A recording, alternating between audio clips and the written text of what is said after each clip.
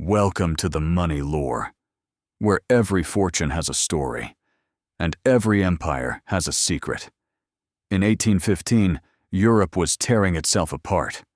Napoleon had plunged the continent into war. Kingdoms were falling, economies were collapsing. Millions of soldiers were dying on frozen battlefields across the continent. And somewhere, in the chaos of it all, one family was getting richer on both sides of the battlefield. They didn't fight in the wars, they didn't lead armies, they did something far more powerful. They financed them. Their name was Rothschild, and this is their lore. It begins in a place you'd never expect. A narrow alley in Frankfurt, Germany.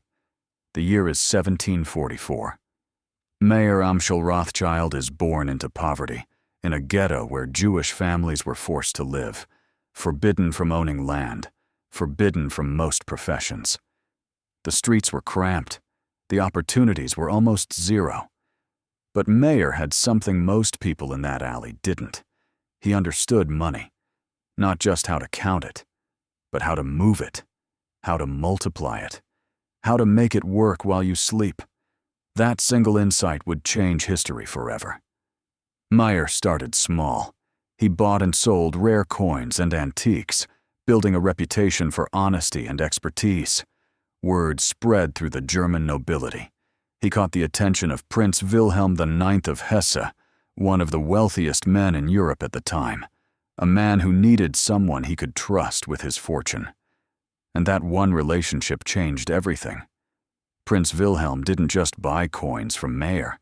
He trusted him with something far more valuable, his money, his entire fortune. And Mayer invested it, wisely, quietly, and profitably. Before he died, Mayer did something genius, something no banker had ever done before at that scale. He sent each of his 5 sons to a different European capital. Amschel stayed in Frankfurt. Salomon went to Vienna. Nathan went to London. Kalman went to Naples. And Jakob went to Paris. Overnight, the Rothschilds didn't have one bank. They had 5, in 5 countries, all working together, all sharing information no one else had. While other bankers waited weeks for news to travel by horse, the Rothschilds had their own private courier network, faster than any government, more connected than any king. Napoleon needed money to wage war. His enemies needed money to stop him. The Rothschilds supplied both. Nathan in London was financing the British war effort, moving gold across enemy lines, through France itself, to pay Wellington's armies fighting in Spain. It was audacious, it was dangerous, and it was extraordinarily profitable. War for most people means loss.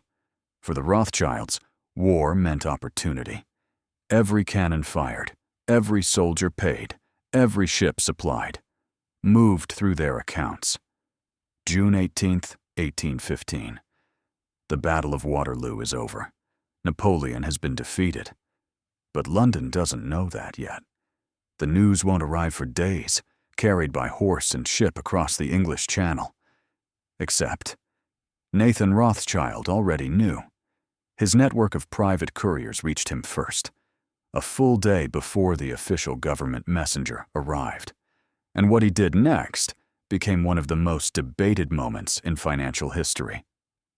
According to legend, Nathan walked calmly onto the floor of the London Stock Exchange. He leaned against his usual pillar, and he began selling British government bonds. Traders watched him carefully. If Rothschild was selling, surely Britain had lost the war. Panic spread across the floor. Everyone followed. Prices collapsed to historic lows. Then, at the very bottom, just before the official news arrived, Nathan's agents bought everything back. Every bond. At rock-bottom prices. In one day, the Rothschild fortune multiplied beyond imagination. Some historians dispute the exact details, but the outcome is not in dispute. After Waterloo, the Rothschilds were the most powerful bankers in the world. Over the next century, they financed the British purchase of the Suez Canal. They bankrolled the De Beers diamond empire in South Africa. They funded railways across Europe and America. By the mid-1800s, it was estimated that the Rothschild family controlled more wealth than any government in Europe, and yet, almost no one saw them coming, because they had a rule that outsiders rarely understood. Never show your wealth, never boast, never become the story. Let others fight for the spotlight, while you control the money behind the curtain. They married within the family for generations. They communicated in private codes. Their real financial positions were never published. To this day, no one truly knows how much the Rothschild family is worth. Today, the Rothschild family still exists. They operate Rothschild & Co., a global financial advisory firm advising governments and corporations across the world.